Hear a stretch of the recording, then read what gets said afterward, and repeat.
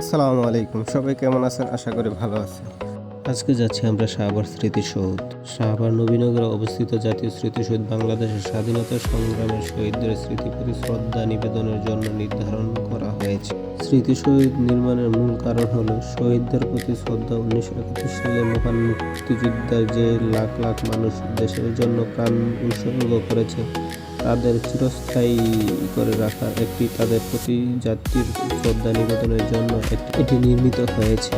মুক্তিযোদ্ধাদের চেতনা ধারণ স্মৃতিশক্তি বাংলাদেশের স্বাধীনতা অর্জনের দীর্ঘ পরিক্রমে ফুটিয়ে তোলে।